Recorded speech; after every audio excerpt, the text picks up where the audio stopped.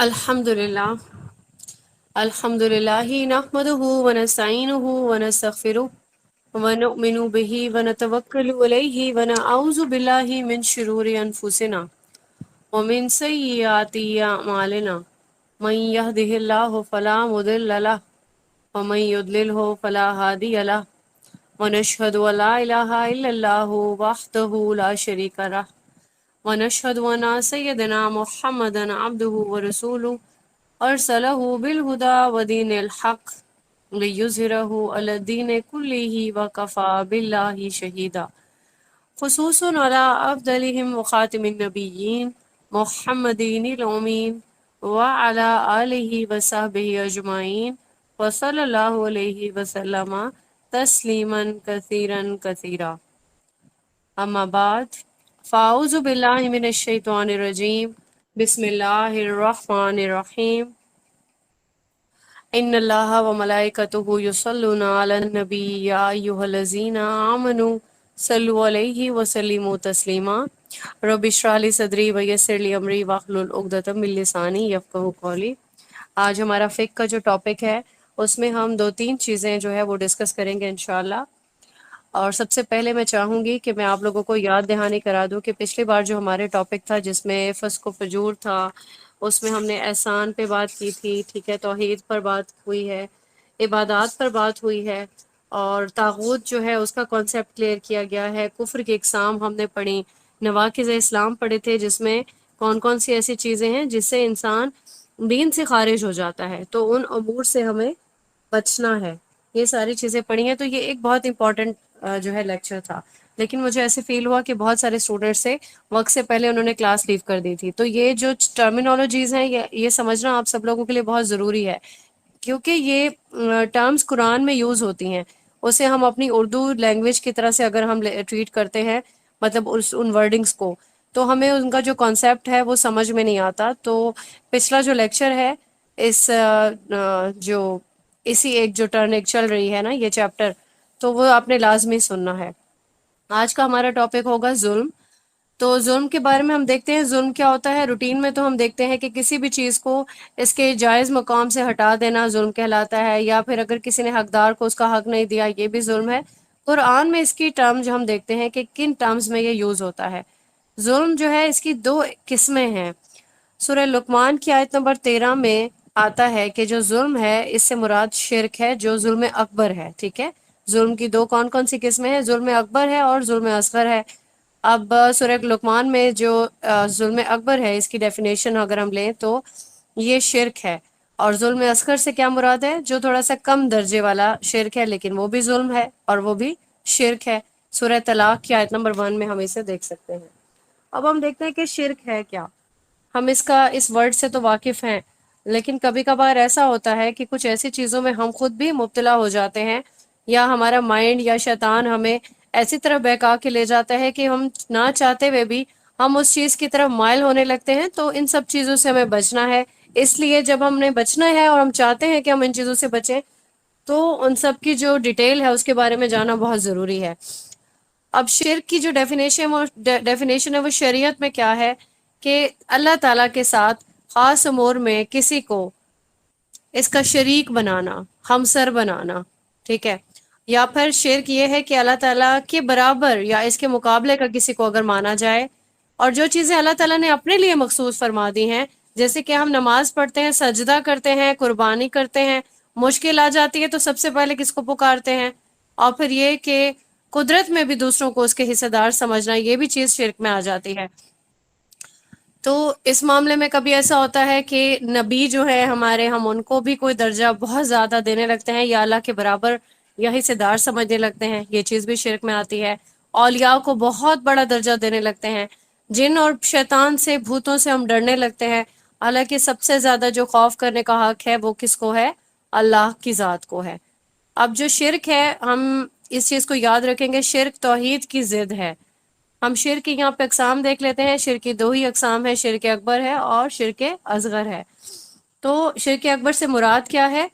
کہ اللہ تعالیٰ کی ربوبیت کو، اللہ کی جو الوہیت ہے اور اسماء و صفات ہیں، ان میں ہم کسی کو اس کا ہمسر بنا دیں، کوئی چاہے وہ زندہ چیز ہے، چاہے وہ مردہ چیز ہے، کوئی بے جان ہے، جاندار ہے، کچھ بھی۔ اور پھر یہ بھی کہ انسان اللہ کو، یعنی کہ جو غیر اللہ ہوگا اس کو رب العالمین کے برابر کا درجہ دے دے، جس طرح سے ابھی ہم اگزامپلس بھی دیکھ رہے تھے، اور یا پھر کسی سے ایسی محبت رکھنے لگے جیسے اللہ سے کی جاتی ہے۔ تو اب ہم قرآن کریم پڑھ رہے ہیں، ہم دیکھ رہے ہیں کہ سب سے زیادہ محبت کا حق جو ہے وہ کس کو حاصل ہے؟ اللہ کو، دنیا کے کسی انسان کو نہیں ہے۔ کسی کو جس کو بھی ہم آئیڈیل بنا لیں، ہم اس کی یوں سمجھ لیں پوجا کرنے لگتے ہیں، تو وہ سب چیز جو ہے وہ شرک میں آتی ہے۔ کسی کو وہ امپورٹنس نہیں دینی ہے جو امپورٹنس اللہ تعالیٰ کی ہے، تو یہ شرک کا جو ہے، شرک اکبر میں یہ چیز آ جائے گی۔ کسی سے ہم ایسا خوف نہیں کھا سکتے جیسا خوف ہم اللہ سے کھاتے ہیں، یا کسی سے ایسی امیدیں نہیں باندھیں گے،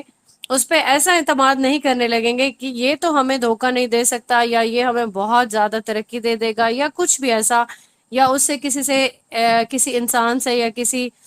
ایسے پرسن سے ہم پناہ مانگنے لگیں، خوف کھانے لگیں، اس کو پکارنے لگیں، اور پھر یہ کہ اس کے حکم کو بجا لانے کے لیے ہم اللہ کی بھی نافرمانی کر لیں، ٹھیک ہے، اور اس کی اتنی ہم زیادہ فرما برداری کر لیں کہ جو اللہ کا حق ہے وہ حق اس کو دینے لگیں، تو یہ شرک اکبر میں آ جاتا ہے۔ سورہ نساء کی آیت نمبر 116 میں آتا ہے، بلا شبہ اللہ تعالیٰ اس کو نہیں بخشے گا کہ اس کے ساتھ شرک کیا جائے، اور اس کے علاوہ جس کے لیے چاہے گا وہ بخش دے گا۔ تو جو اللہ کے ساتھ شریک بنائے گا وہ یقیناً بھٹک گیا، دور کا بھٹکنا۔ تو شرک اکبر جو ہے، یہ جو شرک ابھی ہم نے دیکھا، اس شرک کی وجہ سے انسان دین سے خارج ہو جاتا ہے۔ اب ایسا ہے کہ وہ اگر کھلے عام وہ شرک کرتا ہے تب بھی وہ دین سے خارج ہو جاتا ہے، اور اگر یہ شرک وہ چھپا کے کرتا ہے کہ کسی کو پتہ نہیں چلے، ٹھیک ہے، تب بھی وہ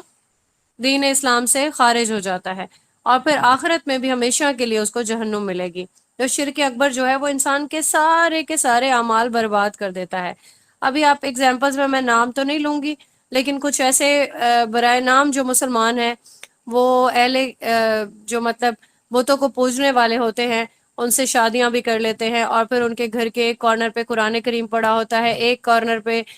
جو ہے وہ بت پڑے ہوتے ہیں، پوجا بھی کر رہے ہیں، بچوں کو بھی آپشنز دے رہے ہیں، تو یہ سب کچھ چل رہا ہے، اور پھر چیریٹیز کر رہے ہیں، اور یہ پوز کر رہے ہیں کہ اللہ کو راضی اور اللہ کو خوش کرنے کے لیے ہم بہت کچھ کر رہے ہیں۔ تو یہ سارے اعمال ان کے برباد ہیں، اس دنیا میں بھی ان کے لیے جو ہے وہ لعنت ہے، آخرت میں بھی ان کے لیے جہنم ہے۔ اب شرک اصغر کے بارے میں دیکھ لیتے ہیں۔ وہ سارے امور جن پہ کتاب و سنت میں شرک کا لفظ استعمال کیا گیا ہے، شرک اصغر کرنے والا۔ اب یہ جو شرک اصغر کرنے والا ہے وہ دار اسلام سے باہر تو نہیں ہوگا، اور آخرت میں بھی اگر جہنم اس کو ملتی ہے تو ہمیشہ والی جہنم نہیں ہے، لیکن اس کے جتنے بھی اعمال ہیں، جو بھی اچھے اعمال ہیں، وہ سارے برباد کر دے گا۔ کیا؟ شرک اصغر، جس کے ساتھ بھی یہ منسلک ہوگا، ٹھیک ہے۔ تو شرک اصغر جو ہے، اب جو شرک اصغر کرنے کا عادی ہوگا وہ گریجولی وہ شرک اکبر بھی کرے گا، ٹھیک ہے۔ یعنی شرک اکبر ایک ایسا وسیلہ ہے جو بڑے شرک کی طرف انسان کو روانہ کر دیتا ہے۔ اب یہ ہے کہ اللہ تعالیٰ چاہے تو اس کو معاف کر دے، چاہے تو نہیں معاف کر دے، واللہ عالم، جو بھی چیزیں ہیں۔ تو شرک اکبر کی شرک اصغر کی جو تقسیم ہے، اس میں ہم دیکھ لیتے ہیں کہ کیا کیا چیزیں آئیں گی۔ یہاں پہ ہم کچھ ریفرنسز بھی دیکھیں گے۔ اب جس طرح سے قولی شرک ہوتے ہیں، یہ شرک اصغر میں آتے ہیں۔ غیر اللہ کی قسم کھا لیتے ہیں انسان، ٹھیک ہے۔ ترمذی کی حدیث آتی ہے 1535، اس میں یہ چیز بیان کی گئی ہے کہ غیر اللہ کی قسم نہیں کھانی، بلکہ ہمیشہ جب بھی قسم کھانی ہے، ایک تو یہ کہ وہ سچی بھی ہو، اللہ کی ہی قسم کھانی ہے، کوئی اور جو ہے اس قسم کا جو ہے وہ مستحق بھی نہیں ہے، اور یہ چیز حدیث کے عین اکارڈنگ ہے۔ پھر یہ ہے کہ غیر اللہ کی نسبت کر کے نام رکھنا، جب بھی کبھی کوئی نام رکھا جائے گا تو وہ اللہ کے پسندیدہ ناموں میں سے ہے، کوشش کرتے ہیں انسان کے اللہ کے پسندیدہ ناموں میں سے رکھیں، یا پھر یہ ہے کہ اسلامی ناموں میں سے نام ہونے چاہیے۔ تو غیر اللہ کی طرف سے کوئی بھی نسبت کر کے نام رکھنا، یہ بھی شرک میں آتا ہے۔ اور پھر یہ کہنا بھی کہ جو اللہ چاہے اور جو آپ چاہے، یہ کہنا بھی۔ اور یہ ایک حدیث ہے جو مجھے ابھی اس کا انشاءاللہ ریفرنس ملے گا تو میں شیئر کروں گی، مجھے یہ سلسلۃ الصحیحہ کی 139 ہے، لیکن اس میں مجھے اسلام 360 میں نہیں ملی، میں انشاءاللہ جلد آپ کے ساتھ یہ شیئر کروں گی۔ لیکن جب ہم نے سورہ کافرون پڑھا تھا، وہ آپ لوگوں میں سے بیچ 1 نے پڑھا ہے، 2 نے نہیں پڑھا، اس میں بھی وہ جو ہے شیئر ہوئی ہے، انشاءاللہ میں آپ لوگوں کے ساتھ شیئر کروں گی کہ رسول اللہ صلی اللہ علیہ وسلم کی عقیدت میں کسی انسان نے ایسا کہا کہ جو آپ چاہیں اور جو اللہ چاہے، مطلب اس طرح سے کہ یہ چیز دونوں کو برابر کر دیا۔ اللہ کا جو درجہ ہے وہ بہت بلند ہے، ٹھیک ہے، اس کے بعد باقی تمام جو درجات ہیں وہ اللہ تعالیٰ کی طرف سے رکھے گئے ہیں، تو یہ کہنا بھی غلط ہے۔ اور خود کو جو ہے کوئی انسان اگر بادشاہ کہنے لگ جائے کہ دنیا جس طرح سے فرعونیت کے دعوے تھے یہ ساری چیزیں، اور پھر یہ کہ مالک کے لیے جو ہے وہ رب کہنا، جیسے کوئی انسان اپنے مالک کو اس قدر اس کی جو فالو کرنا یا اس کی پیروی کرنا یا جو سمجھ لے اس کی تعظیم ہے وہ اتنی زیادہ کر لے کہ اس کو رب کا درجہ دے دے یا رب کہنے لگے، صرف زبان سے کہنے لگے، ٹھیک ہے۔ اور نوکر کے لیے کوئی اگر عبد کا جو ہے ورڈ یوز کرنا، تو یہ بخاری کی حدیث ہے 2552، یعنی کہ 2552، اس میں بھی آپ یہ چیز دیکھ سکتے ہیں۔ اور پھر ایک اور چیز بھی ہے کہ حالات اور واقعات کی اگر نسبت کر دیتے ہیں غیر اللہ کی طرف سے، یعنی کاش ہم ایسا نہ کرتے، کاش یہ ہو جاتا تو یوں نہ ہو جاتا، یہ ساری چیزیں جو ہے یہ بھی قولی شرک میں آ جاتی، یہ کہنا بھی بہت غلط ہے۔ حدیث آپ کے ساتھ صحیح مسلم کی شیئر ہوگی انشاءاللہ 6774، اس میں آپ دیکھیں کہ کس قدر جو ہے اس چیز کے بارے میں جو ہے کاش کہنے والا جو ہے وہ شیطان کے جو عمل ہے یا شیطان کی خوشی کا یوں سمجھ لے کہ دروازہ کھل جاتا ہے اس سائڈ پہ، تو ایسا بھی نہیں کہنا چاہیے۔ اور پھر یہ کہ کچھ لوگ ستاروں میں جو ہے تاثیر مانتے ہیں ستاروں کی، تو بخاری کی ایک حدیث ہے 846، اس میں یہ چیز آپ دیکھ سکتے ہیں کہ ستاروں پہ بھی توکل کرنا یہ بھی غلط آ جاتا ہے۔ اب اس کے بعد ہم دیکھ لیتے ہیں کہ کچھ ایسے شرک ہیں جو ہم اپنے فعل سے ثابت کر لیتے ہیں، جس طرح سے ہم کہتے ہیں کہ بدشگونی ہو گئی۔ ابو داؤد کی حدیث ہے 3910 کہ بدشگونی ہو گئی، لینا بدشگونی یا اس چیز سے یہ چیز بدشگونی کا باعث بنے گی، یہ ساری چیزیں جو ہے یہ فعلی شرک میں آتی ہیں۔ اور پھر یہ کہ آپ کے ساتھ یہاں پہ ڈیزائن شیئر ہوں گے، سلسلۃ الصحیحہ کی ایک حدیث ہے 2961 اور ترمذی 2072، اس میں تعویذ لٹکانا جو ہے، کچھ لوگ سمجھتے ہیں کہ ہم نے تعویذ لٹکا لیا ہے اپنے گلے میں اور یا پھر ہم نے پہن لیا ہے یا پیٹ پہ باندھ لیا ہے، اب کیا ہوگا کہ اس سے ہمیں کوئی برکات اور جو ہے چیزیں حاصل ہو جائیں گی، تو یہ چیز بھی شرک میں آتا ہے۔ اللہ تعالیٰ کی ذات پہ ہی توکل جو ہے رکھنا، وہی ہم مومنین پہ جو ہے وہی چیز ایک لازم و ملزوم ہونی چاہیے۔ اور پھر یہ کہ کاہنوں کے پاس جاتے ہیں لوگ، ابو داؤد کی حدیث ہے 3904، کاہن کے پاس جانا یہ بھی شرک میں آتا ہے کہ آپ ان کے پاس جاؤ اور ان سے اپنی قسمتوں کا حال پوچھو، نجومی جس کو کہتے ہیں، ٹھیک ہے، یہ چیز بھی شرک میں آتی ہے۔ پھر آگے ہم دیکھتے ہیں کہ قلبی شرک، قلبی شرک یہ ہے کہ جن کا تعلق، اب یہ دل سے بھی ان کا تعلق ہو گیا، زبان سے بھی ان کا تعلق ہو گیا۔ اس میں بہت ہی ایک عجیب چیز ہے کہ آپ لوگوں کے مطلب انشاءاللہ ہم سبھی لوگ اس چیز کے بارے میں اس چیز کی امپورٹنس کو جاننے لگیں گے کہ ریاکاری بھی اسی جو ہے کیڈر میں آتی ہے۔ ترمذی کی حدیث ہے 2381 کہ آپ ریاکاری کرنے لگو، مطلب آپ اللہ کو راضی کرنا ہمارا جو ہے وہ فرض ہے نا، لیکن ہم کبھی کبھار دکھاوے کے لیے یہ سب چیزیں کرنے لگتے ہیں، اور یہ چیز ہمارے دل سے اس کا جو تعلق ہوتا ہے۔ اور پھر یہ کہ دنیا کے افعال کو ایسے کرنے لگتے ہیں کہ دنیا کے فائدے حاصل ہو جائیں، لیکن ہم بظاہر وہ ہم نیک عمل کر رہے ہوتے ہیں، لیکن اس سے کوئی نہ کوئی ہمیں فائدہ حاصل ہو رہا ہوتا ہے دنیا کا۔ بخاری کی حدیث ہے 6435، اور ہم ابھی قرآن کریم میں بھی پڑھ چکے کہ ایسے سارے اعمال جس کا فائدہ دنیا میں انسان چاہ رہا ہوتا ہے کہ دنیا میں اس کو یہ فائدہ مل جائے یا دنیا میں کوئی خوش نودی حاصل ہو جائے یا دنیا والے اس کو دیکھ لیں، ٹھیک ہے، تو ریاکاری میں بھی یہ چیز شامل ہو جاتی ہے۔ اور ان سب چیزوں کا جو حساب کتاب ہے وہ پھر اللہ پاک بھی دنیا میں دے دیتے ہیں، کیونکہ انسان کو شوق ہو رہا ہوتا ہے نا کہ دنیا کی نیک نامی ملے، دنیا کی ہر چیز ملے، دنیا کی آسائشیں، فائدے، ترقیاں، کامیابیاں، اگر دنیا میں ہی ان سب چیزوں کی اگر جزا ملنے لگ جائے گی تو پھر کیا ہوگا آخرت میں؟ کیا خالی ہاتھ لے کے جائے گا انسان؟ اور وہی جگہ ہے جہاں پہ ہمیں یہ ساری کمپنسیشنز چاہیے ہوں گی اور وہاں پہ ان سب چیزوں کی ضرورت ہوگی، تو وہاں پہ اگر ہمارا جو نامہ اعمال ہے وہ خالی ہو گیا تو پھر کیا بنے گا ہم لوگوں کا؟ وہاں پہ تو انجام جو ہے اس کے جہنم کے علاوہ اور کوئی چیز جو ہے رزلٹ میں نہیں آتی ہے۔ اب دیکھتے ہیں کہ شرک جو ہے وہ قرآن کریم میں اور احادیث میں، اب یہ جو شرک کرنا ہے یہ حرام ہے، سورہ الانعام میں آپ کو ملتا ہے 151 میں، ظلم عظیم ہے سورہ لقمان میں ابھی ہم نے دیکھا آیت نمبر 13 میں، اور صحیح مسلم کی 327 ایک حدیث ہے اس میں بھی یہ چیز شامل ہے۔ اچھا یہاں پہ میں ایڈمنس کو بتا دوں کہ یہ باقی جو جتنے بھی ریفرنسز ہیں یہ اسٹوڈنٹ کا ہوم ورک ہے، وہ خود ہی کرے ان کو سرچ، یہ میں نے ابھی گروپ میں یہ چیزیں شیئر نہیں کی ہیں، میں صرف آپ سے یہاں پہ شیئر کرتی جاؤں گی ان کے ریفرنسز تاکہ آپ لوگ اگر دیکھنا چاہیں تو دیکھ لیں۔ شرک ایک ناقابل معافی ایک جرم ہے، سورہ معاہدہ میں آتا ہے 72 میں، سورہ نساء میں 48 میں اور 116 آیت ہے۔ اور پھر یہ کہ شرک جو ہے وہ عذاب کا موجب بنے گا، سورہ مومنون میں ملے گا انشاءاللہ ہم جب پڑھیں گے، 117 آیت ہے، سورہ شورى میں آئے گا 213 آیت میں، ہلاک کرنے والا گناہ ہے، بخاری کی 2766 حدیث ہے۔ اور پھر یہ کہ شرک جو ہے وہ کبیرہ گناہوں میں سے ہے، 4477 بخاری کے۔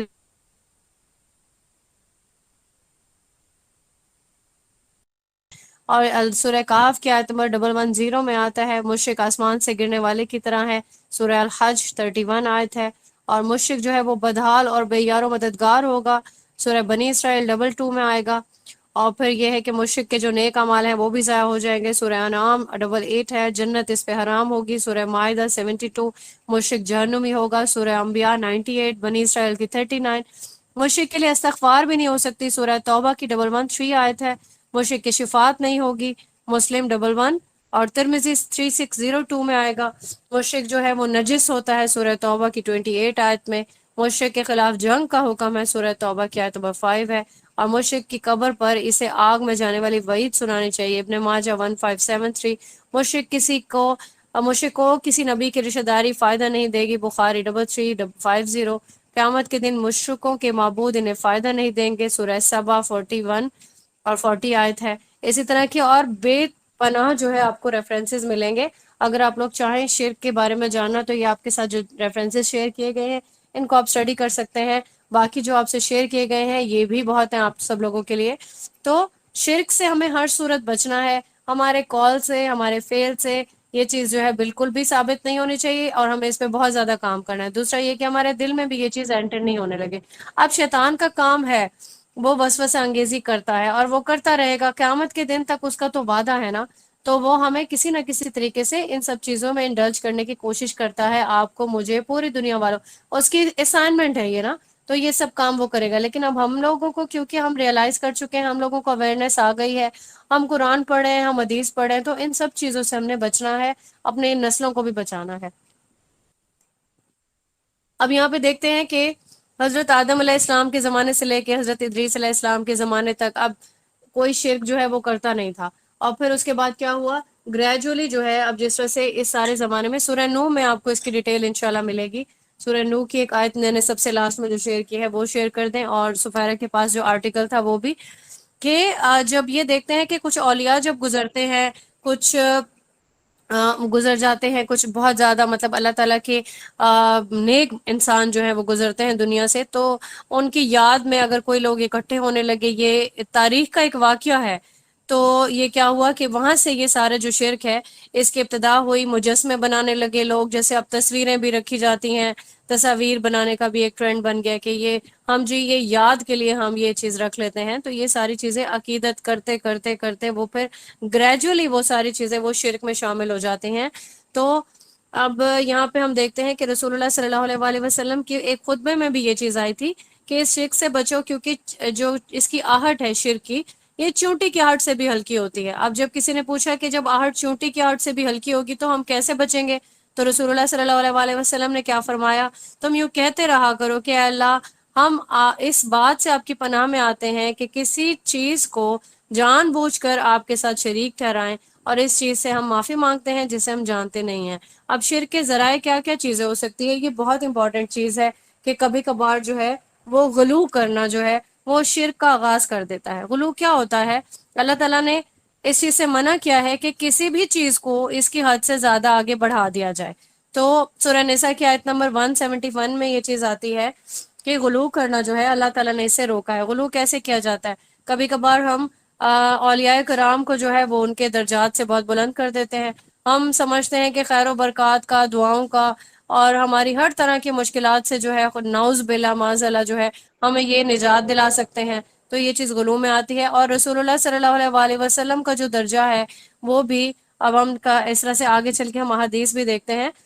تو رسول اللہ صلی اللہ علیہ وآلہ وسلم کے بھی درجات کو اس قدر زیادہ جو ہے وہ بلند کر دیتے ہیں کہ معاذ اللہ اللہ کے برابر جو ہے وہ ٹھہرا دیا جاتا ہے، یہ چیز غلو میں آتی ہے۔ اب ہم جو دوسرے نمبر پہ ہم دیکھتے ہیں کہ برکت حاصل کرنے کے لیے جو ذرائع ہیں، ترمذی کی ایک حدیث ہے 2180، اس میں بھی آپ دیکھیں اللہ تعالیٰ نے جن چیزوں کے بارے میں، جو برکات کے بارے میں بتایا، بس انسان جو مومن ہوگا وہ اپنے آپ کو وہیں تک محدود رکھے گا، ٹھیک ہے، جیسے کہ قرآن مجید یہ باعث برکت ہے۔ اب اللہ پاک نے قرآن کریم میں ہمیں پورا ایک ضابطہ حیات دے دیا، اس کے مقابلے میں اگر ہم یہ سوچیں کہ کوئی پتھر ہے، کوئی درخت ہے، کوئی مزار ہے، یا کوئی ایسی چیزیں جو یہ برکت کا باعث بنے گی، تو یہ شرک کی کیٹیگری میں یہ چیز شمار ہونے لگے گی۔ اور پھر یہاں پہ یہ چیز دیکھی گئی ہے دنیا میں نے مطلب میری جو آبزرویشن ہے اس میں آئی ہوگی، آپ کی بھی آبزرویشن میں یہ چیز آئی ہوگی کہ لوگ دھاگے باندھ لیتے ہیں، چھلے پہن لیتے ہیں، کڑے پہن لیتے ہیں، ٹھیک ہے، اور یہ سمجھتے ہیں شاید ہم اس سے کسی ایسے حصار میں آ گئے ہیں کہ ہمیں اب کوئی بلا چھو نہیں سکے گی، ہم مصیبتوں سے دور رہیں گے۔ لوگ پتھر پہنتے ہیں، ٹھیک ہے، رنگز پہن لیتے ہیں پتھر جڑوا کے کہ اس پتھر کی یہ تاثیر ہے، اس سے ہمیں یہ حاصل ہو جائے گا، یہ حاصل ہو جائے گا۔ تو یہ ساری چیزیں کیا ہے؟ یہ توہمات ہیں۔ ہر دور میں انسانوں پہ مصیبتیں آتی ہیں، مصیبتیں ہمیشہ سے آئیں گی۔ دنیا میں جو بھی انسان بھیجا گیا ہے وہ خوشیاں منانے کے لیے نہیں بھیجا گیا کہ پھولوں کے بستر پہ آ کے سو جانا ہے اور اس کے بعد جب موت آئے گی تو پھر آپ جنت میں چلے جائیں گے سیدھے کے سیدھے ڈائریکٹ، ٹھیک ہے، آپ کو کوئی آزمائش نہیں آئے گی، مصیبت نہیں آئے، کچھ بھی نہیں آئے گی۔ تو یہ ساری چیزیں جو ہے یہ توہمات ہیں۔ اگر آپ یہ سمجھے کہ جس کو آپ آئیڈیلائز کریں، کبھی کبھار ایسا ہوتا ہے ہم اپنی فیملی میں کچھ لوگوں کو آئیڈیلائز کر رہے ہوتے ہیں، فیمیلز خاص طور پہ، اس کا شوہر تو اس کو بہت جو ہے خوش رکھتا ہے، ٹھیک ہے، یہ چیز جس کا شوہر ذرا سا سخت ہوگا، تھوڑی وہ سختی کرتا ہوگا، تو اس بیچارے کی جو اچھائیاں ہیں اس کو بھی خواتین نظر انداز کر دیں گی، یہ نہیں دیکھیں گی کہ ہم گھر بیٹھے ہیں بڑی عزت سے اور وہ ہمارے لیے باہر جو ہے وہ خوار ہو رہا ہے، کمانے کے لیے گیا ہوا ہے، اللہ تعالیٰ نے اس کے ذریعے سے ہمارے رزق کا وسیلہ بنایا ہوا ہے، یا پھر کسی بھی طریقے سے وہ ہمیں آرام پہنچانے کے لیے خود تکلیف جو جھیل رہا ہے۔ تو اگر ہم دیکھیں گے کسی خاتون کو کہ بڑے اچھے اس کو کپڑے لے کے دیے شوہر نے، ہم اپنے شوہر بیچارے کی جو ساری اچھائیاں اس کو بھول بھال کے ہم اس کو جو ہے وہ آئیڈیل بنا کے بیٹھ جائیں گے، ٹھیک ہے۔ تو ایسی سب چیزوں سے بہت پرہیز کرنا چاہیے، کبھی بھی تصویر کا ایک رخ نہیں دیکھنا چاہیے، کیا پتا وہ جو اچھے کپڑے پہن کے آپ کو چہرے پہ سجا کے مسکراہٹ سجا کے جو بیٹھی خاتون نظر آ رہی ہے، کیا پتا اس نے اپنی زندگی میں کیا کچھ جھیلا ہو۔ تو کبھی بھی موقع ملے کسی کو بھی کوریدنا نہیں چاہیے، لیکن کبھی آپ کو اگر موقع مل جائے اور آپ دیکھیں کہ اس کی زندگی کے کیا مسائل ہیں، جو اس کی اپنی مطلب ہر ایک کو اس کی لیول کی جو ہے مصیبتیں ضرور ملتی ہیں، اور ہر ایک کو اپنے لیول کی جو آزمائشیں ہیں ان کو سہنا پڑتا ہے۔ یہ چیز ہر انسان کو ضرور اپنے اندر بٹھانی چاہیے کہ خوشیاں منانے کے لیے ہم دنیا میں نہیں آئے۔ تو اب دنیا میں کرتے کیا ہیں لوگ؟ اب میں نے بہت سارے گھروں میں بھی وہ دیکھا ہے، ایک آنکھ بنی ہوئی ہے اور وہ بلو کلر کی ہے، لوگوں نے اس کو گاڑیوں میں لٹکایا ہوا ہے کہ یہ ہمیں ایول آئی سے بچائے گی، ٹھیک ہے، یعنی کہ بری نظر سے، نظر بد کو دور کر دے گی۔ نیلے کالے کلر کے شیڈز اس میں بنائے جاتے ہیں، ہلکے بنائے جاتے ہیں، تو یہ فریب ہے، ٹھیک ہے، یہ کسی بھی صورت آپ کو نظر بد سے نہیں بچا سکتا، یہ سارے باطل عمل ہیں۔ اور پھر وہی چیز درباروں کے چھلے کڑے اور وہ انگوٹھیاں پہن اور یہ ساری چیزیں، اب بلاؤں کو ٹالنے کی جو طاقت ہے وہ ان چیزوں میں ہو جائے گی تو ہم اللہ کی جو ہستی ہے اس پہ کیسے ایمان لائیں گے؟ ٹھیک ہے، تو اللہ کے علاوہ کسی کے پاس وہ طاقت نہیں ہے کہ آپ کو بلاؤں کو ٹال دے، مصیبتوں کو دور کر دے۔ سورہ زمر کی آیت نمبر 38 میں دیکھیں، یہ سارے جتنے بھی عمل ہیں یہ سارے کے سارے باطل ہیں، اللہ کے سوا آپ کی مصیبتوں کو کوئی دور نہیں کر سکتا، اللہ سے اپنا تعلق بنائیں۔ اور پھر یہ بھی کہ غیر اللہ کی پناہ لینے لگتے ہیں لوگ، سورہ جن میں آتا ہے جس طرح سے سورہ جن کی آیت نمبر 6 میں، کہ جیسے ہی عرب کے جو سفیر تھے وہ وادیوں میں اترتے جہاں پہ بسیرا نہیں ہوتا تھا انسانوں کا، تو وہ پہنچتے ہی زوردار آواز لگا کے کیا کہتے تھے؟ وادی کے جن کی سردار کی پناہ مانگتے تھے، ٹھیک ہے۔ اب کیا ہوتے ہیں جنوں کے بارے میں ہم نے پڑھا، ایک تو یہ کہ بہت ہی کلیور، ایک یہ اللہ تعالیٰ کی ایک مخلوق ہے، بہت ہی سمجھدار ہے، بہت ہی شاطر ایک مخلوق ہے، بہت ان کی جس طرح سینس ہے وہ تیز ہے۔ اب یہ کتنا ہنستے ہوں گے، جن جو ہے، جنات جو ہے، یہ کتنا زیادہ مذاق اڑاتے ہوں گے کہ شیطان جن تھا نا ایک، تو شیطان جو ہے اس کو کہا گیا تھا کہ سجدہ جو ہے آدم کو کرو، اور یہاں پہ یہ ہماری پناہ مانگ رہے ہیں۔ مطلب اللہ نے انسان کو اشرف المخلوقات بنا دیا، لیکن یہ اپنے درجے سے کتنا گر رہے ہیں۔ تو یہ جو جنات سے اور ان سب چیزوں سے، مخلوق سے جو پناہ مانگنے والی جو دعا ہے، وہ تو ہمیں رسول اللہ صلی اللہ علیہ وآلہ وسلم نے سکھا دی نا۔ صحیح مسلم کی حدیث ہے 6880، اعوذ بکلمات اللہ التامات من شر ما خلق، تو یہ ہم پڑھتے ہیں صبح شام، اور ہم اسی پہ توکل کریں گے کہ رسول اللہ صلی اللہ علیہ وآلہ وسلم کا بتایا گیا طریقہ ہے کہ میں اللہ کے تمام کلمات کی اس کی مخلوق کے شر سے پناہ لیتا ہوں، ٹھیک ہے۔ تو یہ دعا ہمیں صبح و شام پڑھنی چاہیے، بچوں پہ بھی دم کرنا چاہیے، اس سے بجائے اس کے کہ آپ کالا ٹیکا ان کو لگائیں، کوئی تعویذ ہے ایک موٹا سا تعویذ پہنا دے۔ مطلب اب تو جو غیر مسلم ہیں وہ بھی ہنستے ہیں کہ مطلب جو مسلمز کے بچے ہیں انہوں نے ان کی معصومیت ہی ختم کر دیا، ان کے چہرے پہ ایک لائن لگی ہوتی ہے یا کان کے پیچھے لائن لگی ہوتی ہے بلیک کلر کی، یا پھر پیٹ پہ کوئی کراس لگایا ہوا ہوتا ہے سرمے سے، ٹھیک ہے، انہوں نے ایک تعویذ کی موٹی سی جو ہے وہ ڈوری سے ایک موٹا سا کالا جو ہے وہ چپکایا ہوا ہوتا ہے. بچے بھی جو ہے ان کا بھی یوں سمجھ لیں ذہنیت ان کی بھی خراب ہو جاتی ہے یہ سب کرنے سے, اور بچے بھی کچھ ٹائم کے بعد کہنے لگتے ہیں کہ میرا تعویذ کدھر ہے, مطلب وہ اس پہ ڈیپینڈ کرنے لگتے ہیں. تو کیا چیز ہم اپنی نسلوں میں منتقل کر رہے ہیں اپنی جو ہے وہ ایسے ارادے سے کہ جس میں ہمیں پتہ ہی نہیں ہوتا کہ ہم کتنے بڑے جو ہے وہ گناہ کے جو ہے مستحق ہو رہے ہیں یہ سب کچھ کرنے سے.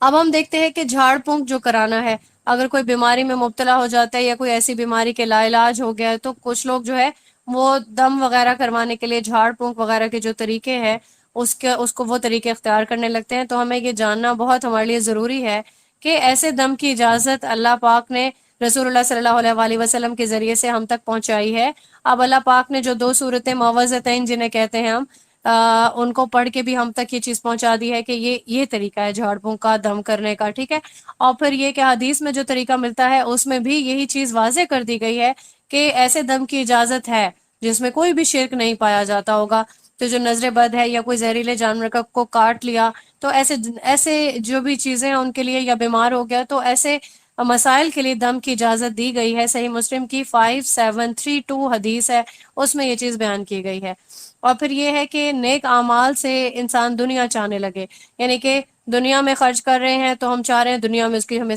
جزا بھی مل جائے, نیک اعمال کر رہے ہیں تو ہم چاہ رہے ہیں کہ ہماری دنیا آسان ہو جائے. اگر یہ دیکھ لیں کہ دنیا میں سب کچھ مل جائے گا تو پھر آخرت میں ہم کیا چیز جو ہے ہمارے پاس آئے گی. اور یہ چاہنا جو ہے, اب جیسے صحیح بخاری کی ایک حدیث ہے 2886, اس میں یہ چیز بیان کی گئی ہے پھر وہ دنیا کا انسان جو ہے دنیا کا بندہ ہو جائے گا, اور پھر یہ چیز بھی گریجولی یہ چیز شرک میں مبتلا کرنے کے ایکول آ جاتی ہے. اور پھر یہ کہ اللہ تعالیٰ کے حلال اور حرام کو تبدیل کرنے میں علماء کی یا عمرا کی جو ہے اطاعت کرنا. اس میں ہم دیکھتے ہیں کہ جو ہے ایک روایت ہمیں ملتی ہے کہ رسول اللہ صلی اللہ علیہ وآلہ وسلم کی خدمت میں سیدنا عدی بن حاتم رضی اللہ تعالیٰ عنہ, ان کی طرف سے روایت ہے, یہ خود جو ہے ان کی خدمت میں حاضر ہوئے رسول اللہ صلی اللہ علیہ وآلہ وسلم کی خدمت میں, اور یہ کہہ رہے ہیں کہ میری گردن میں سونے کی سلیب تھی تو آپ صلی اللہ علیہ وآلہ وسلم نے ارشاد فرمایا اے عدی اس بت کو یعنی سلیب کو اتار پھینکو. اس وقت آپ صلی اللہ علیہ وآلہ وسلم کو سورہ برات کی یہ آیت پڑھتے سنا. انہوں نے یعنی اہل کتاب نے اپنے علماء درویشوں کو اللہ کے سوا اپنا رب بنا لیا. تب آپ صلی اللہ علیہ وآلہ وسلم نے یہ بات جو ہے ارشاد فرمائی. ترمذی کی حدیث ہے 3095 ہے, اس میں یہ چیز آپ کو ملے گی کہ جو اہل کتاب ہے وہ اپنے علماء اور درویشوں کی جو ظاہر عبادت نہیں کرتے تھے, لیکن جب علماء کسی چیز کو حلال کہتے تو وہ بھی ان کو حلال جان لیتے. علماء کہتے کہ یہ چیز حرام ہے تو وہ بھی اس چیز کو حرام کہہ لیتے, حالانکہ اللہ کی طرف سے وہ حرام یا حلال جو ہے اس کو آئیڈینٹیفائی کیا گیا تھا, لیکن حلال چیز کو حرام اگر کوئی علماء نے کہہ دیا تو علماء کو بھی انہوں نے وہ درجہ دے دیا نا, ٹھیک ہے. اس کے بعد آتا ہے غیر اللہ پر بھروسے کا اظہار کرنا, یعنی کہ جیسے غزوہ احد میں شہید ہو گئے تھے بہت سارے لوگ, ٹھیک ہے. تو منافقین کیسے کال ان کا ہوتا تھا کہ اگر یہ نہیں جاتے جنگ میں یا ہمارے پاس رہتے تو نہیں مارے جاتے, ٹھیک ہے. سورہ آل عمران کی ہم نے آیت ابھی ریسنٹلی ہم نے پڑھا 156 آیت ہے, یہ آپ کے ساتھ شیئر کی جائے گی. اسی طریقے سے آیت نمبر 154 بھی یعنی کہ 154 اس میں بھی, یعنی اگر اب یہاں سے ہم تعویل عام میں بھی یہ چیز جو ہے مثال لے لیتے ہیں. تعویل خاص میں تو چلیں یہ والی مثال ہے کہ وہ جنگ پہ چلے گئے. اب تعویل عام میں ہم بھی یہ کہتے ہیں نا کہ اچھا شکر ہے کہ فلاں جگہ پہ جو ہے کوئی دھماکہ ہوا یا کوئی برا واقعہ پیش آ گیا تو شکر ہے کہ وہاں پہ جو ہے میں نے اپنے بچوں کو نہیں بھیج دیا, یا فلاں اسکول میں کچھ ایسا واقعہ پیش آ گیا, شکر ہے کہ میرا بچہ جو ہے وہ نہیں گیا, اس کو میں نے آج صبح نہیں بھیجا تھا دیکھا تو یہ بچ گیا. یہ چیز کہنا بھی شرک میں آتا ہے. اگر آپ کے بچے کی یا آپ کے کسی گھر والوں میں سے کسی کی بھی شہادت یا ان کو کوئی بھی نقصان پہنچنا اللہ کے اذن میں لکھا ہوتا, اللہ کے اذن میں ہوتی یہ چیز, تو ان کو کیا چیز روک سکتی تھی وہاں پہنچنے سے, ٹھیک ہے. ابھی ہم نے ریسنٹلی موت والی بھی ایک آیت پڑھی ہے نا کہ موت تو آپ کو بند دریچوں میں بند قلعوں میں بھی آدب پہنچے گی, ٹھیک ہے. تو اللہ کی طرف سے جو چیز آپ کی تقدیر میں لکھ دی گئی ہے اس کو آپ جو ہے کوئی اتنی طاقت نہیں رکھتے. آپ کا خیال یہ شیطانی وسوسے ہیں سارے, ان سے خدا را بچنا ہے آپ نے آئندہ. اور پھر یہ کہ قبروں پہ جو مساجد کی تعمیر ہے یہ بھی شرک کا ذریعہ بن جاتے, کیونکہ وہاں پہ جانے والے پھر وہاں پہ نماز پڑھتے پڑھتے قربت حاصل کرنے لگتے ہیں قبروں کی. بخاری کی جو ہے ایک حدیث ہے 1181 مسلم میں, اور بخاری میں 1341 جو ہے یہ چیز جو ہے بیان کی گئی ہے. اور پھر ایک اور چیز ہے کہ شرکیہ مقامات پر عبادت کرنا, یعنی ابو داؤد کی ایک حدیث ہے 3313 کہ کسی ایسے مقام پر جہاں پہ قبر ہو یا بت ہو تو وہاں پہ عبادت بھی کرنا جو ہے وہ ممنوع ہے. اور پھر ایسی جگہوں پر قربانی کرنے سے، یعنی کہ قربانی اللہ کے لیے ہوتی ہے نا، تو ایسے مقامات پہ جتنے بھی اللہ کو راضی کرنے والے جو بھی اعمال ہیں وہ کرنا جو ہے وہ بھی شرک میں آئیں گے. اور پھر ناجائز وسیلے بنانا. ناجائز وسیلے کیسے بناتا ہے انسان؟ کسی بھی چیز کو وسیلہ. آگے ہم وسیلہ کی بھی انشاءاللہ ڈیٹیل دیکھ لیتے ہیں. سورہ مائدہ کی آیت نمبر 35 میں کیا آتا ہے؟ اے لوگو جو ایمان لائے ہو اللہ تعالیٰ سے ڈر جاؤ اور اس کی طرف قرب تلاش کرو. ٹھیک ہے، تو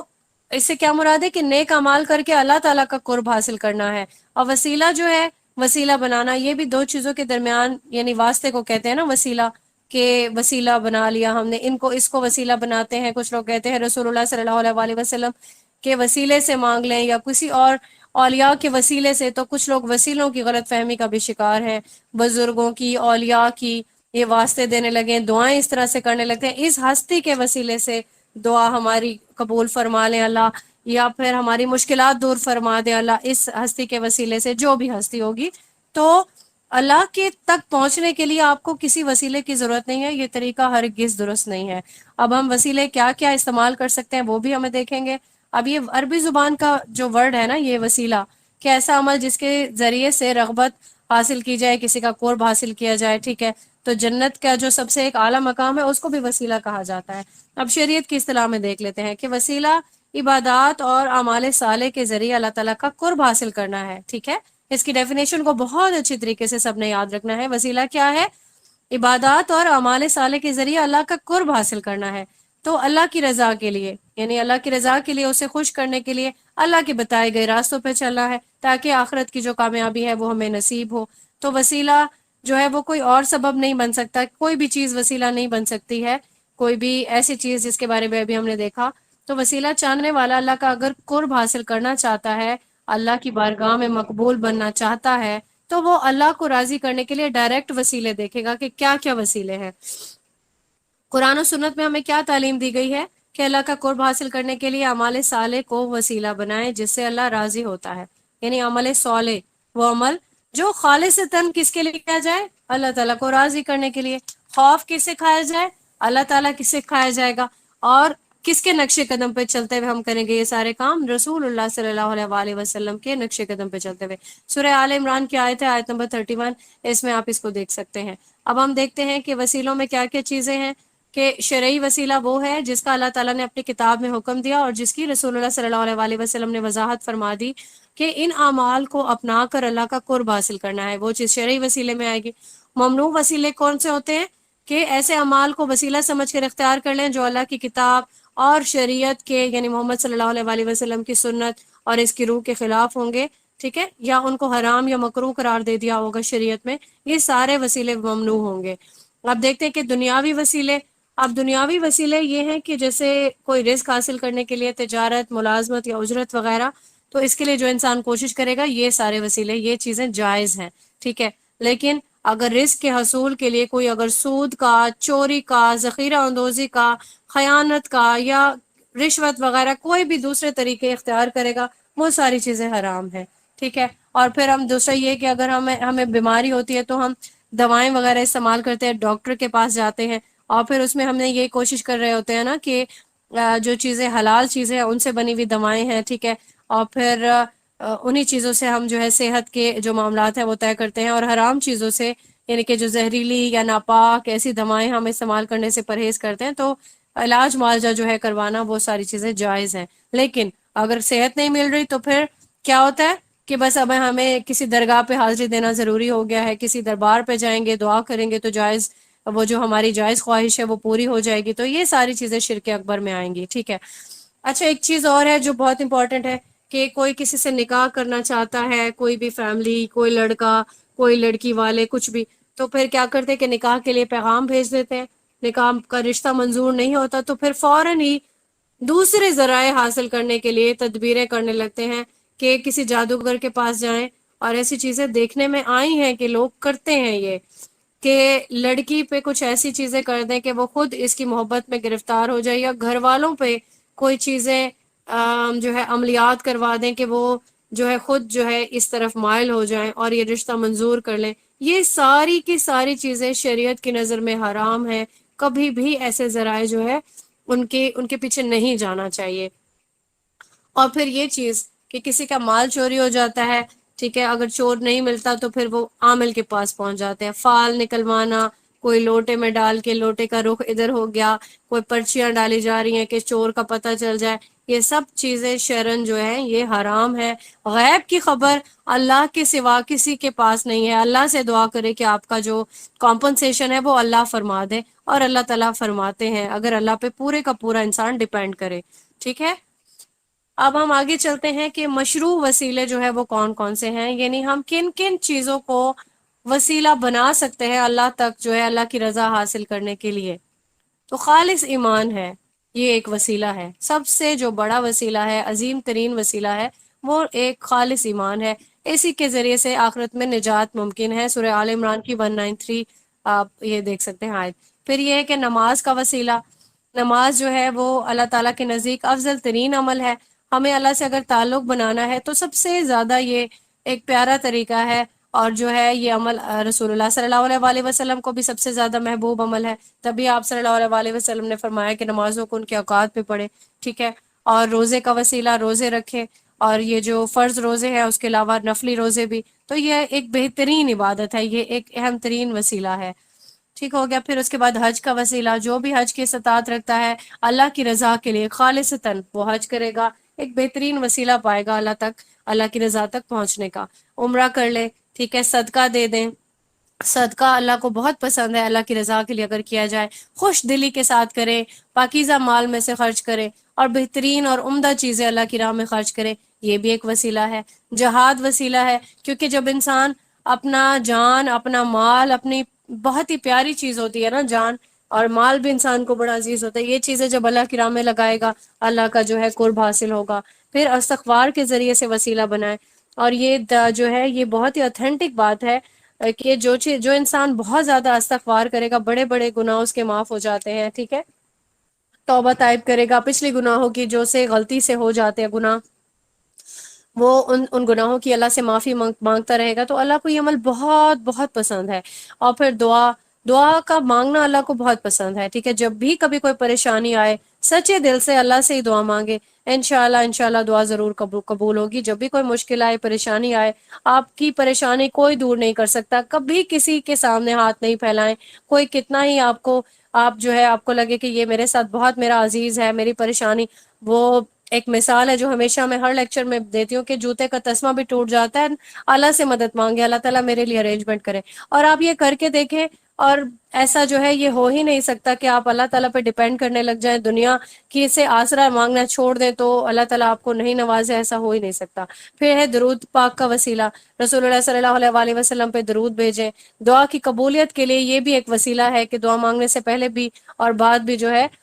درود پاک پڑھیں تو اس سے اللہ تعالیٰ کا قرب نصیب ہوتا ہے۔ اور پھر قرآن کریم کی تلاوت، ٹھیک ہے، قرآن کریم کی تلاوت بھی کریں، اور پھر اس کے وسیلے سے دعا کریں، یعنی ہم نے تلاوت کی، ہدایت حاصل کی، اس چیز کو جو ہم نے پڑھا اس کو ہم عمل میں لے آئے، تو یہ بھی اس کے ذریعے سے بھی دعائیں بھی قبول ہوتی ہیں، یہ بھی ایک وسیلہ ہے اللہ کے قرب حاصل کرنے کا۔ تو جیسے تلاوت کا حق ہے ویسے ہی تلاوت کرنا ہے، ترتیل سے پڑھنا ہے، اس کی تجوید سیکھنی ہے تاکہ بہترین طریقے سے ہم قرآن کریم کو پڑھیں، اس کے میننگ ضرور سمجھیں تاکہ پتہ بھی ہو کہ پڑھ کیا رہے ہیں۔ پھر ایک چیز ہے اسماء حسنہ کا وسیلہ، رسول اللہ صلی اللہ علیہ وآلہ وسلم نے بھی ایک جو دعا کی تھی جس میں ایک اسماء حسنہ جو ہے، اسماء و صفات ہیں جو یا حیو یا قیوم، اس کا جو ہے وسیلہ ابھی ہم نے جب ہم پڑھے تھے کہ غزوہ بدر کے بارے میں تو ہم نے یہ حدیث بھی کوٹ کی تھی، رسول اللہ صلی اللہ علیہ وآلہ وسلم کی دعا قبول ہوئی تھی۔ اس کے علاوہ بھی بہت سارے اسماء اعظم ہیں، اسماء حسنہ، ان کا وسیلہ اللہ کو دیں گے تو وہ دعائیں جو ہے قبولیت کے باعث بن جائیں گے۔ سورہ راف کی آیت نمبر 180 ہے، ابو داؤد کی 1464 ہے، یہ سارے جو ریفرنسز ہیں یہ آپ کے ساتھ انشاءاللہ شیئر ہوں گے۔ اچھا، پھر اس کے بعد یہ ہے کہ رسول اللہ صلی اللہ علیہ وآلہ وسلم کے ساتھ ایک ہمیں جو روایت ملتی ہے ابو داؤد کی 1495، اس میں یہ چیز ہے کہ رسول اللہ صلی اللہ علیہ وآلہ وسلم کے ساتھ ایک شخص بیٹھے ہوئے تھے اور ایک شخص نماز پڑھا تھا، تو نماز سے فارغ ہو کے پھر اس نے یہ دعا مانگی کہ اللہ میں تجھ سے مانگتا ہوں اس وسیلے سے کہ ساری حمد تیرے لیے ہے، تیرے سوا کوئی اور معبود نہیں، تو ہی احسان کرنے والا اور آسمانوں اور زمین کو پیدا کرنے والا ہے، اے جلال اور عطا بخشش کرنے والا، اے زندہ جاوید، اے آسمانوں اور زمینوں کو تھامنے والے۔ یہ سن کر رسول اللہ صلی اللہ علیہ وسلم نے فرمایا، اس نے اللہ سے اس میں اعظم یعنی عظیم نام کے حوالے سے دعا مانگی ہے، یہ کہ جب بھی اس حوالے سے دعا مانگی جاتی ہے تو وہ دعا قبول فرماتا ہے، اور سوال کیا جاتا ہے تو وہ دیتا ہے۔ تو یہ بہت امپورٹنٹ ہے، جب بھی دعا کرے کوشش کرے کہ اسی طریقے سے آپ نے دعا مانگی ہے۔ پھر اس کے بعد ہے کہ صحیح مسلم کی ایک حدیث ہے 6929، مومن بھائی کی جو ایک دعا کا وسیلہ ہے، یعنی کہ دوسرے جو آپ کے مومن بہنیں ہیں، کبھی دیکھیں کہ کوئی کسی پریشانی میں مبتلا آپ کو فیل ہو جاتا ہے تو ان کے لیے بھی آپ دعا کر سکتے ہیں۔ اب جب غیر موجودگی میں آپ یہ دعا کریں گے تو وہ دعا ضرور قبول ہوگی۔ لائک آپ کسی کے لیے اگر کسی کی صحت کے لیے دعا کرتی ہیں تو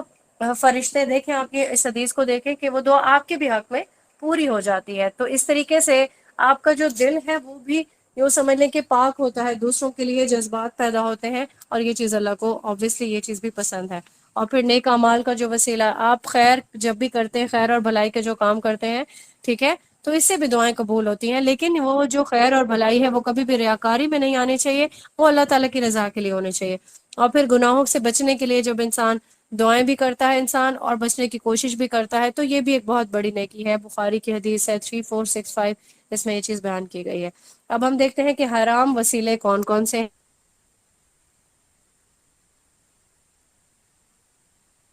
حرام وسیلوں میں سب سے پہلا تو یہی ہے کہ جب اولیاء کو انسان ایک بہت ہی اعلیٰ درجے میں رکھے اور پھر جو نیک لوگ ہیں ان سے فریاد کرنے لگے ایون، ٹھیک ہے، تو درباروں پہ کیا ہو رہا ہے، درباروں پہ ایون دیکھا جاتا ہے، آبزرویشن کبھی کوئی آپ ویڈیو پہ دیکھ لیتے ہیں کہ لوگ سجدے میں پڑے ہوتے ہیں نا، مطلب یہ اویئرنیس کی کمی ہے۔ جو بھی قرآن کریم سے اور احادیث سے، جو بھی قرآن و سنت کے جو قریب رہے گا وہ ایسی کبھی بھی کوئی حرکت نہیں کرے گا، اس چیز سے ہمیشہ سے ڈرے گا، اللہ سے پناہ مانگے گا کہ مجھے اللہ تعالیٰ ان خرافات سے ہمیشہ دور کرے، تو ایسے وسیلے اختیار کرنے والا اسلام سے خارج ہو جاتا ہے۔ غیر اللہ کے لیے نظر ماننا، قبروں پر جانور قربان کرنا، ٹھیک ہے، کسی کے حق کا وسیلہ لینا، کہ کسی کے حق کے وسیلے سے دعا کرنا ممنوع ہے، کیونکہ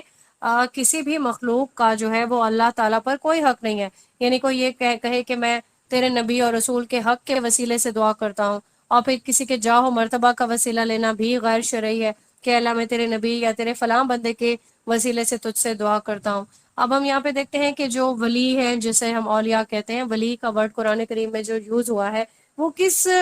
ٹرم میں یوز ہوا ہے، ٹھیک ہے، تو یہ لفظ جو ہے یہاں پہ دو طرح سے استعمال ہوا ہے۔ ایک تو فائل کے ایک طرح سے یوز ہوا ہے کہ اس سے مراد ہے اللہ تعالیٰ کی ذات جو ارحم الراحمین ہے، ٹھیک ہے، اور پھر اگر مفعول کے حساب سے لیا جائے، سورہ اعراف کی آیت نمبر 196 آپ دیکھ سکتے ہیں کہ اس سے مراد وہ ہے کہ جس کی حفاظت کی جائے، یعنی وہ ایمان والا عقائد اور ضروری اعمال صالحہ کو انجام دینے کے بعد اللہ تعالیٰ کی حفاظت میں آ جاتا ہے، اسے یقین ہوتا ہے کہ کوئی اس کا کچھ بگاڑ نہیں سکتا، اللہ تعالیٰ اس کا مددگار ہے۔ تو دونوں طرح سے ہم دیکھ لیتے ہیں، اس کا کانسیپٹ بالکل کلیئر ہے۔ سورہ یونس میں بھی 62 سے 64 آیت میں یہ چیز آتی ہے۔ اللہ تعالیٰ کے ولی جو ہے وہ حق کے راستے کی ساری مشکلات برداشت کرتے ہیں۔ اب یہاں پہ اولیاء کی بات ہو رہی ہے، حق کے دشمنوں سے ٹکر لیتے ہیں، ان کا اعتماد اللہ تعالیٰ کی مدد پر ہوتا ہے، اس لیے دنیا میں ان کے لیے خوشخبریاں ہیں۔ تو یہ دنیا میں یہ لوگ سعادت مند جو لوگ ہیں وہ اللہ تعالیٰ کے دشمنوں کے دشمن اور جن سے رب راضی ہوتا ہے ان کے دوست بن جاتے ہیں۔ یعنی کہ دشمنی کس کے لیے ہے؟ اللہ کے لیے۔ دوستی کس کے لیے ہے؟ اللہ کے لیے۔ تو اس لیے جب یہ سوال کرتے ہیں تو اللہ تعالیٰ ان کو بامراد لوٹاتے ہیں، ٹھیک ہے۔ کن لوگوں کے لیے بات کی جا رہی ہے؟ جو سبقت کرنے والے جو لوگ ہوتے ہیں، مطلب اللہ تعالیٰ کی راضی اللہ تعالیٰ کو کرنے کے لیے کچھ بھی کر گزرنے والے جو لوگ ہیں، ٹھیک ہے۔ اب ہم یہاں پہ یہ دیکھتے ہیں کہ اعلیٰ درجے کی ولایت حاصل جو کرے گا اس کو ہم ولی کہیں گے، ٹھیک ہے، ولی کامل۔ اب اس کی دوستی اور دشمنی اللہ کے لیے ہوگی، اور اس کی زندگی رسول اللہ صلی اللہ علیہ وآلہ وسلم کے تابع ہوگی۔ جو پیٹرن رسول اللہ صلی اللہ علیہ وآلہ وسلم نے بتا دیا اس پیٹرن پہ چلنا ہے، ادھر ادھر نہیں بھٹکنا۔ اب یہاں پہ دیکھتے ہیں انبیاء جو ہیں وہ معصوم ہوتے ہیں، لیکن اولیاء جو ہیں، اولیاء سے غلطیاں ہوتی ہیں، تو کانسیپٹ یہاں پہ کلیئر رکھنا ہے۔ انبیاء کے بعد والا جو درجہ ہے یہ وہ والا درجہ ہے، ٹھیک ہے، لیکن یہ وہ لوگ ہیں جو اپنی غلطی اگر ان سے ہو جاتی ہے تو یہ توبہ طائب ہو جاتے ہیں۔ اب ہم دیکھتے ہیں کہ کرامات کیا ہے، ٹھیک ہے، کرامات کیا چیزیں ہیں، یعنی کہ عزت، شرافت اور اعزاز و کرام جو ہے ان کو ہم کرامات کا نام دے سکتے ہیں. کرامات کے درجات ہیں کرامات عامہ اور کرامات خاصہ. اس میں ہم دیکھتے ہیں اللہ تعالیٰ نے جو خوبیاں ہر انسان کو دی ہوئی ہیں، مثلاً بولنے کی عقل و تدبیر ہے، ظاہری اور باطنی ساری خوبیاں، تو انسان جو ہے ان خوبیوں سے اگر کام لے گا تو وہ دوسری مخلوقات کو قابو میں لا کر اپنے کام میں لگا سکتا ہے. یہ مادی ترقیوں کی جو وجہ ہے، یہ سارے انسانوں کو یہ سارے ان کی وجہ سے فوائد نصیب ہوتے ہیں. پھر آتی ہے کرامات خاصہ، یہ افضل ترین ہے. اس کے اہل وہ سعادت مند لوگ ہوتے ہیں جو اخلاص اور سچائی کے ساتھ عام مومنوں سے نکل جاتے ہیں آگے. ٹھیک ہے، ساری مشکلات کا مقابلہ کر کے ایمان پر جمے رہنا یہ سب سے بڑی کرامت ہے. سورہ کاف میں بھی آیت نمبر 13 اور 14 میں آتے ہیں. کون لوگ؟ جو نوافل کی پابندی کرتے ہیں، صدقہ و خیرات کرتے ہیں، روزے رکھتے ہیں، حج، زکوٰۃ اور جہاد کے جو فرائض ہیں یہ سارے انجام دیتے ہیں. تو یہ کون ہے؟ یہ اللہ کے خاص بندے ہیں جن پر اللہ تعالیٰ، جن کے ہاتھ پر اللہ تعالیٰ عام حالات سے ہٹ کر واقعات ظاہر کرتا ہے. اب ولایت کا دار و مدار کس چیزوں پہ ہے؟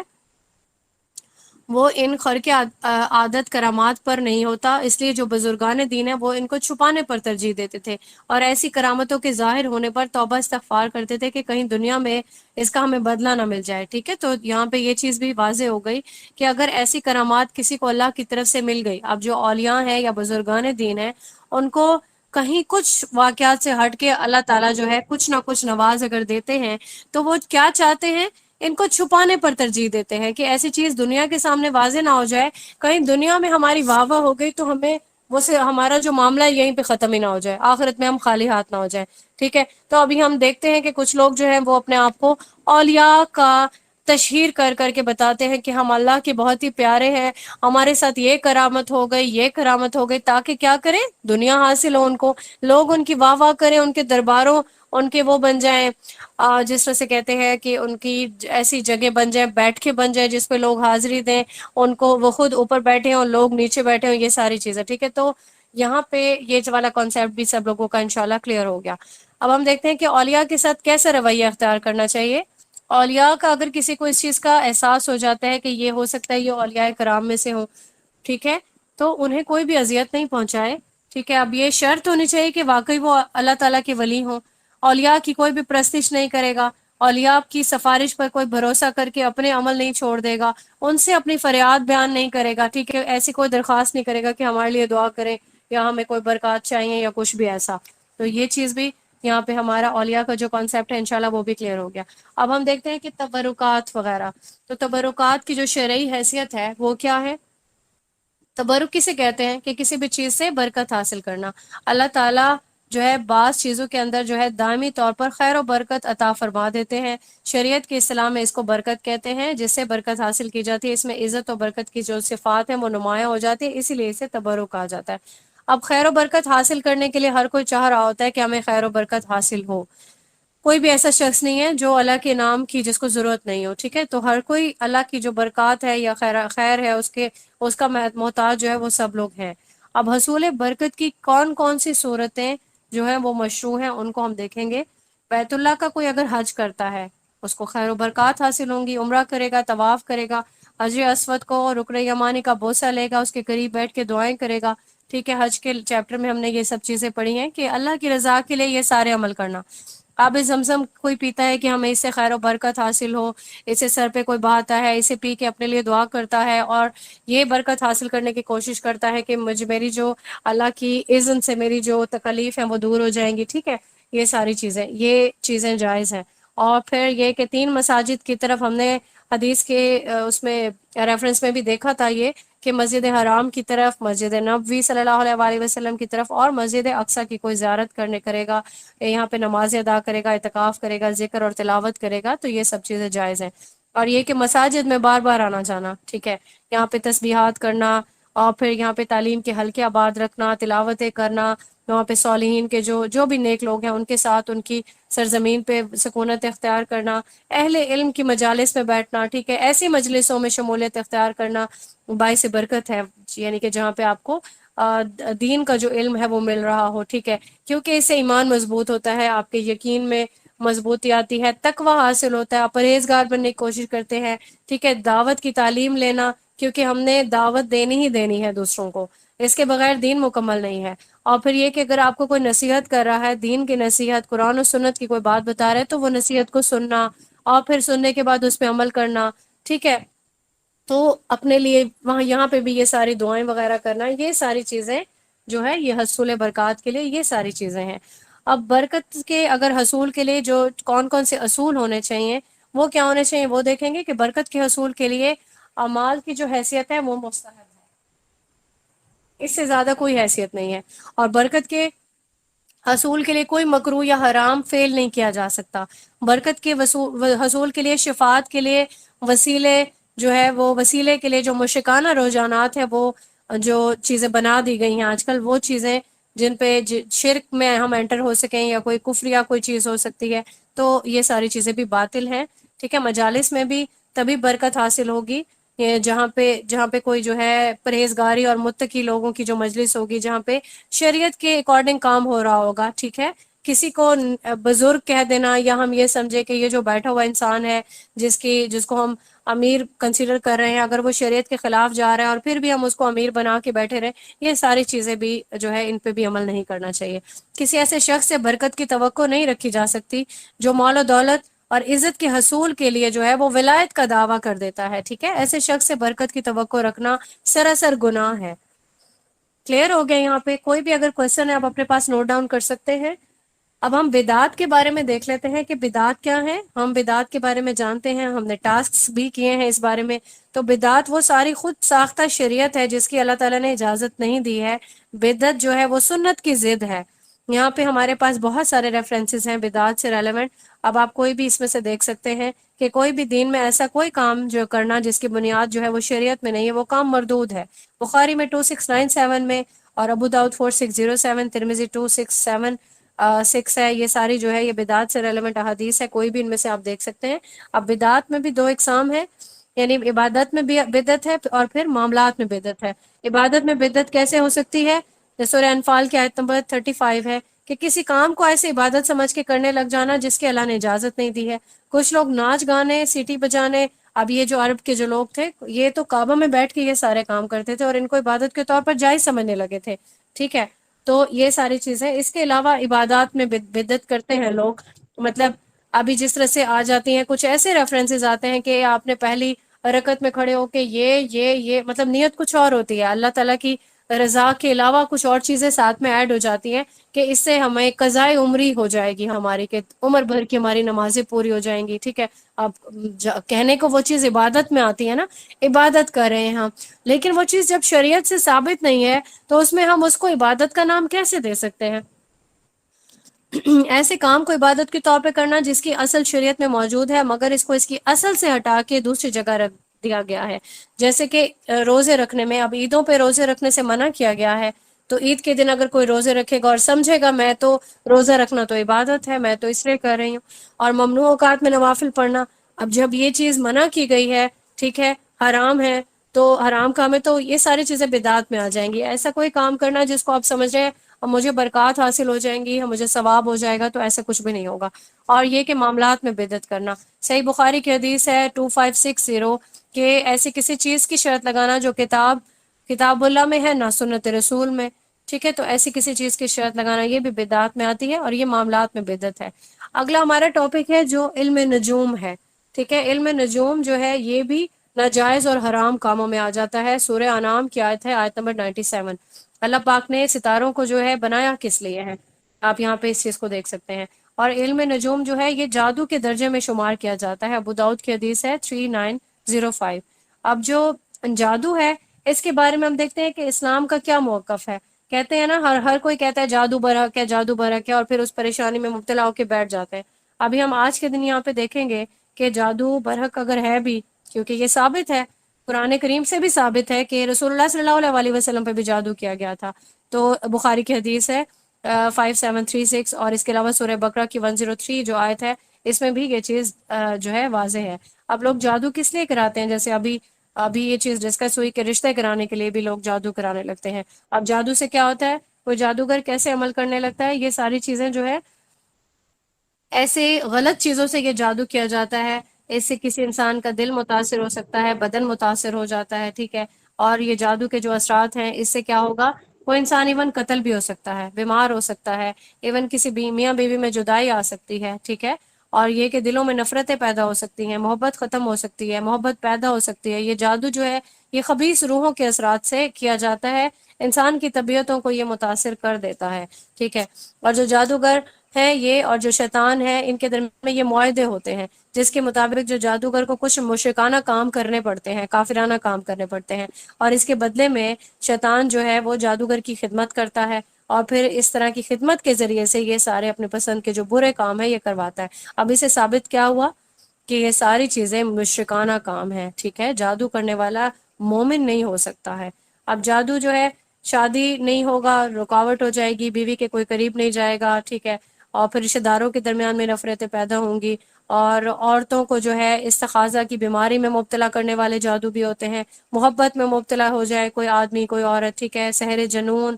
اور امراض میں مبتلا ہو جائے، یا پھر یہ کہ نیند اور بیداری کی حالت میں ذہنی طور پر غیر حاضر کرنے والے کوئی جادو، یعنی کہ برے کام ہے یہ بھی، اور کوئی جادو ہے جو انسان کو سست اور کاہل بنا دیتے ہیں، وہم میں مبتلا کرنے والے جادو ہوتے ہیں، کچھ عورتوں کو بانجھ پن بنانے والا جادو جو ہے یہ بھی ہوتا ہے، جس طرح سے کہتے ہیں کہ اس کی جو ہے وہ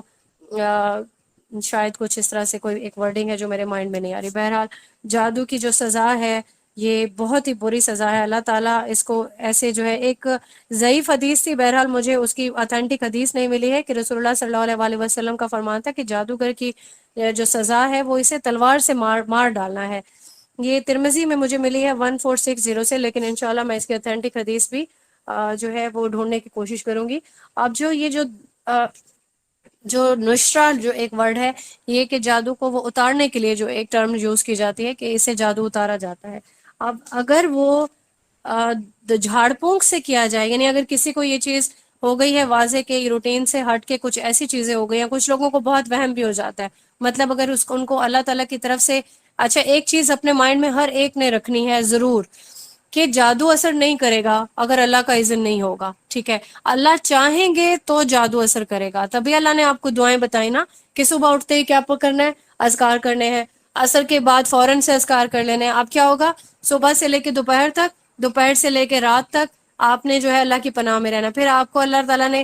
جو ہے ایک سورہ بقرہ کی جو آیات ہیں آخری وہ آپ کے لیے جو ہے قرآن کریم میں موجود ہے، تحفتاً جو ہے آپ کو ملا ہوا ہے، سب کچھ جو ہے مومن کے لیے اویلیبل ہے۔ انسان سستی اور کاہلی کا شکار ہو جاتا ہے، یہ کرتا نہیں ہے، حفاظت کی دعائیں پڑھے گا، جو سورہ بقرہ کی جو ہے وہ تلاوت کرے گا اپنے گھر میں، اس کو جو ہے دن رات تلاوت کرے گا، نہیں تلاوت کر سکتا اس کو اپنے گھر میں پلے کریں، آج کل میڈیا کا دور ہے، ٹھیک ہے، آپ پلے کر سکتے ہیں۔ اس کے علاوہ آپ آل دا ٹائم اللہ سے جو انسان جڑا رہے گا تو میں نہیں سمجھتی کہ اس پہ جادو اثر کرے گا، اس کو ایسا وہم بھی نہیں ہوگا کہ اس پہ جادو اثر کر گیا، ٹھیک ہے۔ نماز پڑھنے والا انسان، باوضو رہنے والا، آپ نے دیکھا کہ شیطان کو دور کرنے کے لیے وضو میں کتنی برکات ہے، ناک کو میں اندر پانی کو کھینچ کے پانی جھاڑنا ہے، شیطان آپ کے اندر نہیں داخل ہو سکتا، ایسی بہت ساری چیزیں۔ آپ واش روم جا رہے ہیں، اللہ کی پناہ میں ہو کے پھر جا رہے ہیں، تعوذ پڑھتے ہیں، آپ تسمیہ پڑھتے ہیں، ٹھیک ہے، قرآن کریم سے جڑے ہوئے رہتے ہیں، کوئی آپ پہ جادو اثر کر ہی نہیں سکے گا انشاءاللہ۔ اچھا اب اگر اللہ تعالیٰ کا اذن ہے تو پھر اس کا جو طریقہ ہے وہ بھی اللہ پاک نے بتا دیا کہ قرآن کریم سے سنت کے طریقے سے آپ نے جو ہے اپنی جھاڑ پھونک کرنی ہے۔ کچھ لوگ تو فوراً ہی کیا کرتے ہیں، ان کے پاس چلے جاتے ہیں پیروں فقیروں کے پاس کہ ہم پہ جادو ہو گیا، اب اتارے۔ آپ کو پتہ ہے کہ وہ کس طریقے سے جادو اتارے گا آپ کا، ٹھیک ہے، اگر وہ شیطانی عمل سے آپ کا جادو اتار دے گا کسی بھی ایسے طریقے سے جو آپ کو دائرہ اسلام سے باہر کر دے تو پھر کیا ہوگا؟ تو پھر کیا ضروری ہے، ہمیں یہ طریقہ جاننا ضروری ہے کہ ہم نے اپنا علاج کیسے کرنا ہے۔ اب یہاں پہ ہم دیکھ لیتے ہیں ایک حدیث دیکھتے ہیں بخاری کی 3371، جس میں یہ جو دعا بتائی ہے رسول اللہ صلی اللہ علیہ وآلہ وسلم نے کہ کس طریقے سے آپ نے، ہم پڑھتے ہیں نا صبح شام کی دعاؤں میں بھی یہ شامل ہے کہ تمہارے بزرگ جو دادا ابراہیم علیہ السلام ہے وہ بھی انہی کلمات کے ذریعے سے جو ہے وہ اللہ کی پناہ مانگا کرتے تھے، اعوذ بکلمات اللہ التامات من کل شیطان ہم آتے ہوں ومن کلی عین اللمات۔ ہم دن رات یہی دعا پڑھتے ہیں نا صبح شام کی دعا میں، 3 بار اس دعا کو پڑھنے والا وہ ویسے بھی نظر بد سے محفوظ رہے گا، وہ شیطان سے، زہریلے جانوروں سے، ٹھیک ہے، تو بچوں پہ بھی یہ دم کرنا چاہیے۔ اس کے علاوہ ہمیں اور بھی جو ہے صحیح مسلم کی ایک حدیث ہے 5700 کہ کس طریقے سے حضرت جبریل علیہ السلام نے ان الفاظ میں رسول اللہ صلی اللہ علیہ وسلم پہ جھاڑ پھونک کی تھی، یہ بھی آپ کو ملتا ہے۔ اس کے کیا جو ہے ٹرانسلیشن ہے، اللہ تعالیٰ کے نام سے ہر اس چیز کے شر سے جو آپ صلی اللہ علیہ وآلہ وسلم کو تکلیف دینے والی ہو، اور ہر نفس یا ہر حسد کرنے والی آنکھ کے شر سے میں آپ صلی اللہ علیہ وآلہ وسلم کو دم کرتا ہوں۔ تو اللہ تعالیٰ اس سے آپ کو شفا دے گا۔ آپ نے اللہ تعالیٰ کے نام سے شفا مانگی، اللہ تعالیٰ کے نام سے آپ کو ملے گی، ٹھیک ہے۔ تو جس جھاڑ پھونک سے اسلام نے روک دیا ہے وہ ہے کہ وہ قرآن و حدیث سے کوئی الگ سے کوئی جھاڑ پھونک ہے، ٹھیک ہے، اسے روک دیا ہے اسلام میں۔ تو عربی زبان کے علاوہ کسی اور زبان میں جو جھاڑ پھونک کی جائے گی وہ بھی نہیں کی جائے گی، ٹھیک ہے۔ جو کوئی دوسری کتابوں میں موجود ہوتی ہے، جو جادوگر کرتے ہیں، ٹھیک ہے، تعویذ گنڈوں والے، کڑے والے اور جو دھاگوں والے طریقے ہیں، یہ سارے حرام ہیں، ٹھیک ہے۔ تو جھاڑ پھونک کس طریقے سے کی جائے گی؟ صرف اور صرف قرآن اور سنت میں یہ طریقے جو موجود ہیں، جو دعائیں بتا دی گئی ہیں، آیت الکرسی ہے، سورہ بقرہ کی آیات ہے، یہ جو احادیث سے ثابت ہیں، یہ ساری چیزیں، ٹھیک ہے۔ تو یہ ساری چیزوں سے جھاڑ پھونک جو کرنا ہے یہ جائز ہے۔ اب ہم یہاں پہ دیکھتے ہیں کہ تعویذ یہ جو تعویذ لٹکانا ہے، ان کی کیا حیثیت ہے، ٹھیک ہے۔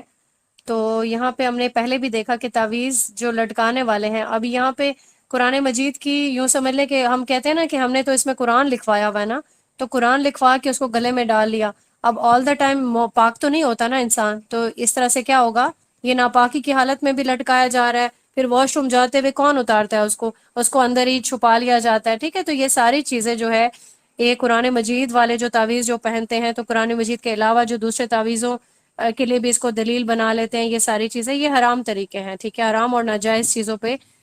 یہ اعتقاد جو ہے، یہ پختہ ہونے کا جو دروازہ ہے، یہ کبھی بھی بند نہیں ہوتا، اور اللہ تعالیٰ کی توجہ اللہ تعالیٰ کی طرف سے ہٹ کے کس کی طرف ہو جاتی ہے؟ غیر اللہ کی طرف ہو جاتی ہے۔ جیسے کہ ابھی میں نے پہلے بھی اس چیز کو بہت واضح کیا تھا کہ بچوں کو بھی عادت ہو جاتی ہے، اور اگر ان کے گلے سے وہ تعویذ غائب ہو جاتا ہے تو وہ پھر پکارنے لگتے ہیں میرا تعویذ کدھر گیا، ٹھیک ہے۔ تو یہ ساری چیزیں کیا ہے، اس سے ہمیں یہ چیز ملتی ہے کہ ہم نے یہ ان چیزوں پہ اعتقاد نہیں کرنا ہے، ہمیشہ خود کو اپنے اللہ تعالیٰ کی پناہ میں رکھنے کے لیے یہ دعائیں پڑھنی ہیں۔ اب ہمارے پاس جو